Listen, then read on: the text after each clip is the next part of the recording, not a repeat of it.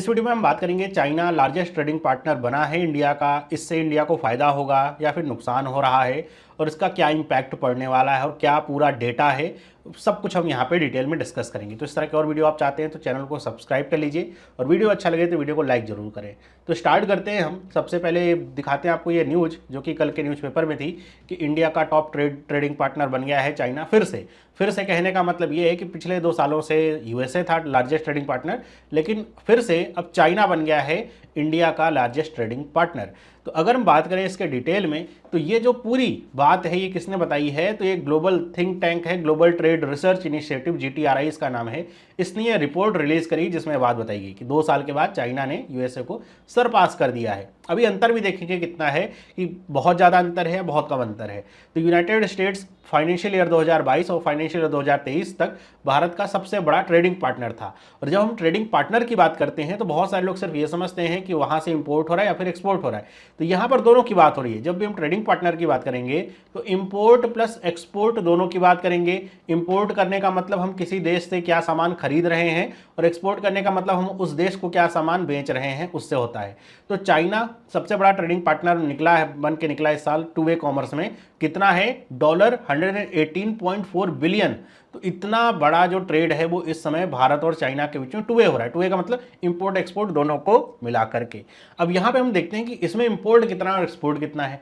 तो इंडिया का जो एक्सपोर्ट है चाइना के लिए वो 8.7% से बढ़ गया है फाइनेंशियल 2024 में, और अब ये $16.67 बिलियन हो चुका है। तो ये अच्छी बात है कि भारत का जो एक्सपोर्ट है वो चाइना के प्रति या चाइना को बढ़ रहा है।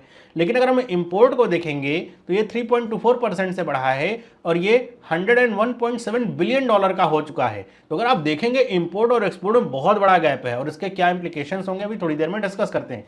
वहीं अगर हम यूएसए की बात करें तो यूएसए को हम एक्सपोर्ट किया है 2024 में $77.5 बिलियन का सामान, और वहां से इंपोर्ट किया है $40.8 बिलियन का सामान। इंपोर्ट भी अगर आप देखेंगे तो 20% से कम हो गया है इस बार। तो अगर हम ध्यान से देखें तो एक्सपोर्ट हमारा ज़्यादा है यूएसए में, इंपोर्ट कम ही हो रहा है। तो ये एक अच्छी न्यूज़ है। क्यों अच्छी न्यूज़ है अभी डिस्कस करते हैं। और अगर हम इसको भी टोटल कर लें तो इंडिया और यूएसए के बीच का जो बायलेटरल ट्रेड है वो $118.4 बिलियन का है 2023-24 में। मतलब चाइना का है टोटल 118.4 और यूएसए का है 118.3 बिलियन का। तो अंतर केवल 0.1 बिलियन का ही है, लेकिन फिर भी चाइना इस साल नंबर 1 पे है। तो अगर हम देख रहे हैं, बात हो रही है हमारे यहाँ मेड इन इंडिया की, मेक इन इंडिया की, जिससे हम अपनी जो डिपेंडेंसी है चाइना से थोड़ा कम करते चलें। लेकिन इस तरह की जब न्यूज़ आती है तो ये होता हुआ दिख नहीं रहा है, लगभग बढ़ ही रहा है ये चाइना के प्रति। इसमें अगर हम बात करें कि भाई ऐसी क्या चीज़ है जो इंडिया ज़्यादा इंपोर्ट करता है चाइना से, इतना बड़ा इंपोर्ट कैसे कर रहा है, तो इसमें ज़्यादातर जो है वो इलेक्ट्रॉनिक्स इक्विपमेंट है सबसे ज़्यादा चाइना से जो इंपोर्ट किए जाते हैं भारत में। और यहाँ पर जो इंपोर्ट हो रहे हैं इसमें सिर्फ mobile phone, smartphone, laptop, PC ने बहुत तरह के इलेक्ट्रॉनिक इक्विपमेंट्स होते हैं, छोटे जो टॉयज़ होते हैं उससे लेकर के बहुत तरह के इलेक्ट्रॉनिक इक्विपमेंट्स और इलेक्ट्रिकल इक्विपमेंट्स भारत इंपोर्ट कर रहा है। और अगर हम बात करें तो टेलीकॉम और स्मार्टफोन की, तो पूरे इंपोर्ट में $4.2 बिलियन के तो केवल टेलीकॉम और स्मार्टफोन के पार्ट्स ही इंपोर्ट किए हैं भारत ने। और अगर लैपटॉप पीसी की बात करें तो $3.8 बिलियन के लैपटॉप और पीसी इंपोर्ट किए गए हैं चाइना से। तो भारत ने इंपोर्ट किया है चाइना से। तो अगर हम इस क्षेत्र में अपने आप को अगर थोड़ा आत्मनिर्भर बना सकें, जो लैपटॉप पीसीज वगैरह हैं हम इंपोर्ट कर रहे हैं बाहर से, तो बहुत अच्छा होगा भारत के लिए। कई स्तर पे अच्छा हो सकता है, सिर्फ इसलिए अच्छा नहीं कि ट्रेड हमारा थोड़ा कम हो जाएगा, इंपोर्ट कम हो जाएगा, बल्कि आने वाला समय जो है वो साइबर सिक्योरिटी का है, अब चल ही रहा है वो समय। इस क्षेत्र में भी अगर भारत चाइना के ही सारे सामान इस्तेमाल कर रहा है तो ऐसे में साइबर सिक्योर अब नेशन हो पाएंगे हम, इसमें थोड़ा सा हमें शक होना चाहिए। वहीं उभरता हुआ जो क्षेत्र है वो है ईवीज का।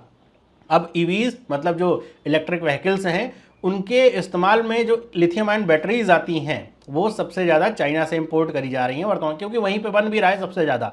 भारत इस क्षेत्र में आत्मनिर्भर हो रहा है या होने के प्रति कदम उठा रहा है, बहुत सारे इसके लिए फैसले भी लिए गए हैं, लेकिन फिर भी $2.2 बिलियन की लिथियम आयन बैटरीज जो है वो इंपोर्ट करी गई हैं चाइना से। भारत में जो बैटरीज अभी बन भी रही हैं उनकी क्वालिटी थोड़ा अच्छी नहीं है, जिसकी वजह से हम ये देख रहे हैं बहुत सारी बैटरीज जो है ब्लास्ट कर जा रही हैं, और जिसकी वजह से लोगों का जो रुझान है वो भी ईवीज की तरफ अभी उतना हो नहीं पा रहा है।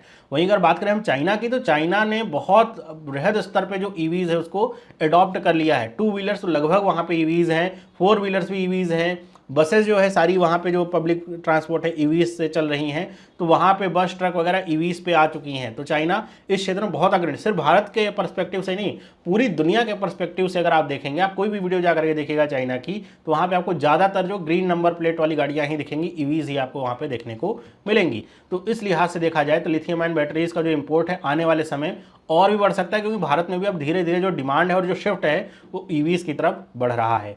अगर हम बात करें क्या एक्सपोर्ट करता है, तो एक्सपोर्ट में आप देखें कोई बहुत खास चीज़ें नहीं, मिनरल ऑयल्स है, ऑर्गेनिक केमिकल्स हैं, फिश हैं और स्लैग है, मिनरल फ्यूल्स वगैरह हैं, यही सब जो है भारत एक्सपोर्ट कर रहा है चाइना को। इसीलिए आप देखेंगे, क्योंकि चाइना एक ऐसी कंट्री है ना कि आप उससे बहुत सारी चीज़ें एक्सपोर्ट नहीं कर सकते, क्योंकि वो उसने लगभग हर क्षेत्र में अपने आप को आत्मनिर्भर बना करके रखा हुआ है, वो इम्पोर्ट ही ज़्यादा करता है। लेकिन एक्सपोर्ट भी कुछ मामले में किया जा रहा है, लेकिन इसको और बढ़ाने की जरूरत होगी, या तो इम्पोर्ट कम करें तब जा करके कुछ फायदा होगा इंडिया के लिहाज से। क्यों ऐसा कह रहा हूँ?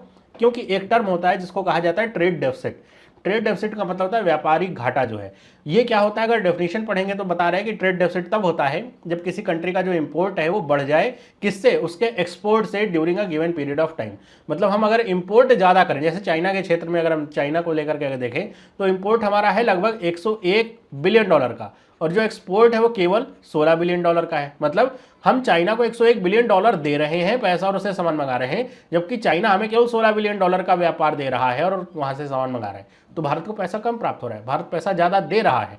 तो इस लिहाज से अगर हम देखेंगे तो यहाँ पे भारत का क्या है, ट्रेड डेफिसिट है, वो भी थोड़ा मोड़ा ट्रेड डेफिसिट नहीं है, और ये हर साल बढ़ता ही जा रहा है। 2019 में ट्रेड डेफिसिट लगभग 53.57 बिलियन डॉलर का था, जो बढ़ करके 85.09 बिलियन डॉलर का हो चुका है। तो ट्रेड डेफिसिट बढ़ता जा रहा है चाइना से, और ट्रेड डेफिसिट को नेगेटिव बैलेंस ऑफ ट्रेड के नाम से भी जाना जाता है। ये भी याद रखिए, सेम ही चीज़ आपकी बात हो रही है। तो जब ट्रेड डेफिसिट की हम बात करें, जैसे यूएसए को अगर हम देखें तो यूएसए का जो ट्रेड डेफिसिट है भारत में नहीं है, बल्कि भारत सरप्लस है, क्योंकि एक्सपोर्ट भारत कर रहा है कितना, 77 बिलियन डॉलर का, और इंपोर्ट जो है भारत कर रहा है कितने का, लगभग 40 बिलियन डॉलर का। तो यहाँ पे भारत फायदे में है, भारत से ज़्यादा सामान यूएसए लेकर के जा रहा है, भारत को पैसा मिल रहा है, भारत कम सामान वहाँ से मंगा रहा है। वहीं अगर बात करें जैसे आपका जो कंट्री है यूएई वगैरह हो गया, सऊदी अरब हो गया, यहाँ से भी भारत का ट्रेड, इसके अलावा भारत का ट्रेड डेफिसिट ना उससे भी ज़्यादा है रशिया से। रशिया को भी हम लगभग 3 बिलियन डॉलर के आसपास एक्सपोर्ट करते हैं, और 55 या 56 बिलियन डॉलर के आसपास इंपोर्ट करते हैं, वहाँ से ज़्यादातर जो रक्षा सामान वगैरह हैं वो मंगाए जाते हैं। तो भारत का रशिया से भी ट्रेड डेफिसिट ज़्यादा है। तो ये सब कम करने की जरूरत है, लेकिन भारत धीरे धीरे इसके प्रति कदम उठा रहा है। जैसे आप बात करेंगे PLI स्कीम, अगर आपने सुन रखा होगा, तो ये इस तरह की जो स्कीम है ये भारत में चलाई जा रही है, ताकि जो मैन्युफैक्चरिंग है भारत में ज़्यादा से ज़्यादा हो, और मैन्युफैक्चरिंग अगर ज़्यादा से ज़्यादा होगी तो जाहिर सी बात है हम इंपोर्ट कम से कम चीज़ों का करेंगे। भारत में ज़्यादातर सामान जो चाइना से आ रहा है उसको धीरे धीरे करके शिफ्ट किया जा रहा है किस तरफ, भारत में ही मैन्युफैक्चर हो। अभी हाल फिलहाल में आपने एक न्यूज़ भी देखी होगी कि जो टेस्ला के CEO हैं एलन मस्क, वो भारत आ रहे थे, और उन्होंने 22 मार्च के आसपास डेट रखी थी मिलने की, और वो ये कह रहे थे कि भारत में ही पूरी मैन्युफैक्चरिंग अपनी शिफ्ट करेंगे। इसको लेकर के चाइना ने बहुत अच्छी लॉबिंग करी, और इनका जो दौरा है वो रद्द हो गया, और ये फिर उन्होंने बताया कि अब हम वो आएंगे, आने वाले समय देखिए कब आते हैं। और फिर उन्होंने ये घोषणा भी करी, फिर ये भारत की जगह चाइना चले गए और वहाँ पे घोषणा करी और ज़्यादा कुछ निवेश की। तो अगर हम इस तरह की चीज़ें या फिर इस तरह के कदम थोड़ा और प्रोएक्टिवली उठाएं कि इस तरह की कंपनियों को अपने यहाँ आकर्षित कर सकें, जो कि अगर ईवीज़ के क्षेत्र में देखें तो बहुत अग्रणी कंपनी है, तो भारत में ना सिर्फ जो इम्पोर्ट है वो कम होगा, बल्कि इस तरह की कंपनी आने से भारत में रोजगार वगैरह और जो लोकल स्तर पर जो मैन्युफैक्चरिंग है वो भी और बढ़ेगी। हम अगर नेक्स्ट बात करें कि इस न्यूज़ के क्या प्रोज एंड कॉन्स हैं, मतलब चाइना हमारा लार्जेस्ट ट्रेडिंग पार्टनर है, उसके क्या प्रोज है। तो प्रोज तो एक ये है कि इकोनॉमिक अपॉर्चुनिटीज़ हमको मिल रही हैं, कि मतलब चाइना जैसे देश के साथ हमारे जो ताल्लुकात हैं वो अच्छे हो रहे हैं, और वहाँ पर जो चीज़ें हैं उसका भी लाभ हम उठा पा रहे हैं अपने देश में। वहाँ पर जो तरक्की या टेक्नोलॉजी इस्तेमाल हो रही है, टेक्नोलॉजी ट्रांसफ़र तो खैर नहीं होता है, लेकिन वहाँ पर जो चीज़ें इस्तेमाल हो रही हैं उसके लिए हमें दर दर भटकना नहीं पड़ेगा। तो वो सब चीज़ें हैं। डाइवर्सिफिकेशन भी है कि ऐसा नहीं कि हम यूएसए के ऊपर ही डिपेंडेंट हैं, यूएसए ही हमारा सबसे बड़ा पार्टनर है तो हम उसे कुछ नहीं कह सकते। चाइना भी हमारा पार्टनर है, रशिया भी है, यूनाइटेड अरब एमिरेट्स भी हैं। तो ये थोड़ा अच्छी चीज़ होती है डाइवर्सिफिकेशन के लिए, और स्ट्रेटेजिक इंपॉर्टेंस भी, क्योंकि भारत एक बहुत बड़ा व्यापारिक क्षेत्र है, या फिर भारत एक बहुत बड़ा बाजार है चाइना के लिए, क्योंकि इंपोर्ट बहुत कर रहा है भारत। तो इस लिहाज से भी देखा जाए तो भारत की इंपॉर्टेंस चाइना के लिए बढ़ जाती है, और उस लिहाज से देखेंगे तो ये अच्छी बात है। वहीं पे पे कॉन्स की अगर बात करें तो एक तो मैंने आपको बताया ट्रेड इम्बैलेंस है, क्योंकि इंपोर्ट बहुत ज़्यादा हो रहा है, एक्सपोर्ट बहुत कम हो रहा है, तो एक ट्रेड इम्बैलेंस होने की वजह से भारत का जो ट्रेड डेफिसिट है बढ़ रहा है, जो कि अच्छी बात नहीं है। डिपेंडेंसी बढ़ रही है चाइना के प्रति, और डिपेंडेंसी जैसे यूएसए में डिपेंडेंसी नहीं है, क्योंकि हम एक्सपोर्ट ज़्यादा कर रहे हैं, इंपोर्ट कम कर रहे हैं, तो लगभग बराबर ही चीज़ें चल रही हैं। लेकिन यहाँ पे डिपेंडेंसी ज़्यादा है, हम इंपोर्ट बहुत ही ज़्यादा कर रहे हैं, मतलब हमारे यहाँ जितनी चीज़ें हैं वो चाइना से मंगाई जा रही हैं, इलेक्ट्रॉनिक्स और इलेक्ट्रिकल, तो वो एक अच्छी न्यूज़ नहीं है। चाइना उसके ऊपर कंट्रोल कर रहा है, तो वो जब भी देखा गया है कि जब भी कोई कंट्री किसी के ऊपर डिपेंडेंट हो जाती है उसका फ़ायदा उठाता ही है। क्वालिटी कंसर्न्स भी होते हैं, चाइना के जो प्रोडक्ट होते हैं ना, चाइना का सामान कहते हैं कि चल जाए तो बहुत अच्छी बात है, नहीं चले तो फिर कोई बात नहीं।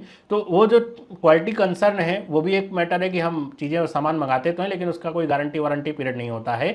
और इस लिहाज से देखें तो हमारे यहाँ इलेक्ट्रॉनिक कचरा बहुत बढ़ रहा है, मतलब चीज़ें आती हैं वो रिपेयर नहीं होती हैं, ख़राब हो गई चल गई ठीक है, ख़राब हो गई फेंकते हैं, तो वो भी एक बहुत क्वालिटी कंसर्न होता है। फिर जियो पॉलिटिकल टेंशन भी है, भाई चाइना हमसे इतना ज़्यादा व्यापार ले रहा है, उसके बाद हम ही को आंखें दिखाता है, तो ये हम एक तरीके से चाइना को ही मजबूत करें, इतना ज़्यादा व्यापार दे करके हमसे व्यापार भी वो कर रहा है अच्छा खासा, हमें आंखें भी दिखा रहा है, हमारे क्षेत्रों का नामकरण भी करता रहता है। तो ये सब रीजन भी कॉन्स में आते हैं। अगर हमारा इंपोर्ट इतना अच्छा है तो हम इसका फ़ायदा उठा सकते हैं और फिर चाइना को थोड़ा दबा सकते हैं, तो ये सब कॉन्स में आते हैं। तो ये न्यूज़ आपको कैसी लगी, सारे जो डिटेल्स हैं मैंने आपके साथ शेयर किए, सारी चीज़ें बताई। वीडियो अगर अच्छी लगी तो वीडियो को लाइक करिए, अपने दोस्तों के साथ शेयर करिए। इस तरह के और वीडियोज़ के लिए चैनल को सब्सक्राइब जरूर कर लीजिए। मिलते हैं अगली वीडियो में, सभी लोगों को बाय।